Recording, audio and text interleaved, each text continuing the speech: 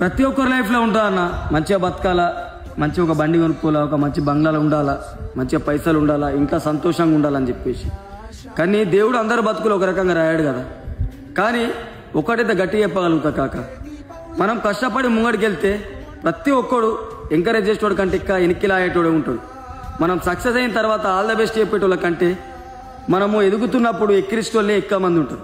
అసలు గాడిద ఓట్లను అసలే పట్టించుకోకు. ఇంకా మెయిన్గా ఈ పాలళ్ళు, ఈ ఆడకట్టు గాడిద ఓట్లను అసలే పట్టించుకోకు. ఇలా కొన్ని గలీజ్ మాటలు మాట్లాడితే ఏమనుకోకూడదు. ఈ ఆడకట్టుకు కొందరు ఉంటారు బీడీల షాడలు ముంగడ పెట్టుకొని ఆడి బతుకిట్లా, ఈడి బతుకిట్లా, ఈడి బీటి ఇట్లా, ఆడింటి ఈళ్ళు అయింది, ఆడింటి ఈళ్ళు అయింది అని చెప్పేసి. కానీ ఆళ్ళ పోకలు వాళ్ళు చూసుకోరు. వాళ్ళింటనే బరోబర్ ఉండదు, కానీ మంది ఇంట్ల గురించి మాట్లాడి సంబరపడతా ఉంటారు.